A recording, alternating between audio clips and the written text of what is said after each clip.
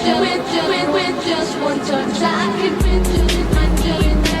can be Morning guys! Punta kami ng Batangas! We're about to leave Laonglan Street going to San Pedro, Santa Tomas. Bye!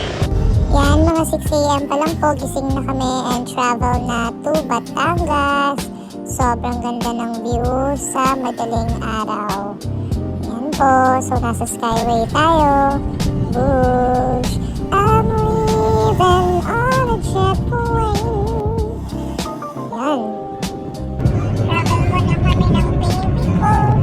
Baby ko, ikaw pa rin ang nasa puso ko. Malapit na tayo, lahat.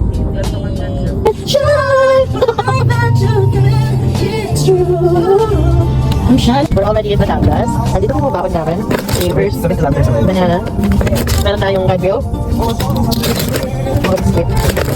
At meron tayong patchy bar. May candy pa tayo. Oh, candy. Ito po yung Batangas. So yun po, nakarating na po tayo sa National Shrine of Padre Pio. And mag-ask muna tayo about sa parking.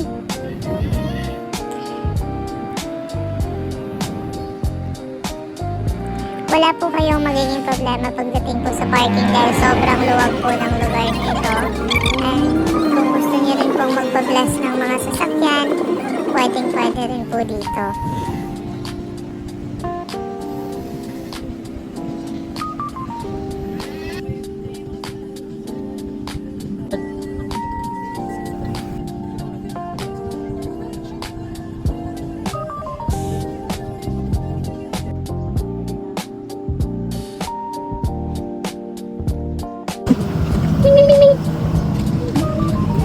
Story time po. So, tinanong namin si Kuya kung saan po yung pinakamalapit na kantin.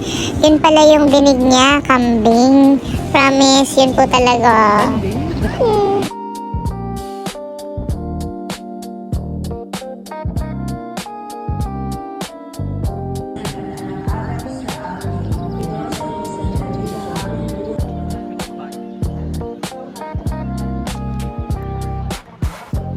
So, ayan po. Meron silang kantin dito. Ayan, akit lang. So, bago kayo pumunta sa loob ng church, bumili na kayo ng mga gusto nyong ipa-bless after ng mass. Yan, okay naman yung food nila. Murang-mura lang, 199 pesos. So, make sure meron kayong barya para hindi na umikot-ikot si Kuya Emma. Yan. Yummy! And after naman yan, tinatakpan nila yan ng cling wrap.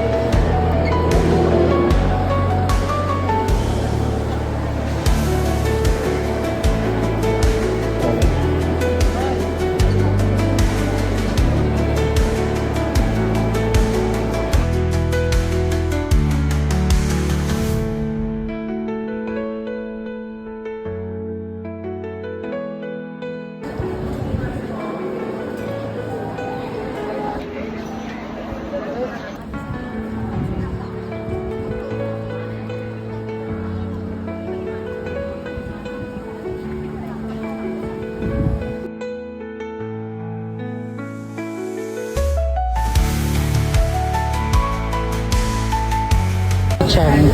Say hi. So we just had our mass here in Padre Pio. It was so solemn. And it was a healing mass. And you guys all know it's the 23rd of every month that they have this healing mass for everyone because Padre Pio died on the 23rd of September. So we always make this day a special day for masses and healing masses and all. Thank you. Okay, bye. Bye.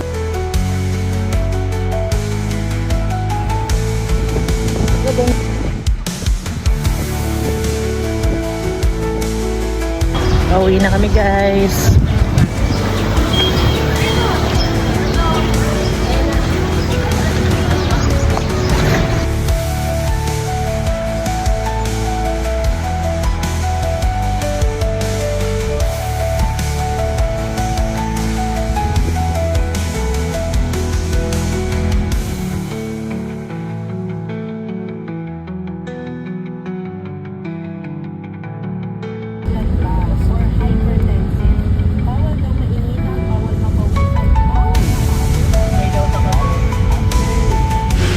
Thanks for watching. God bless.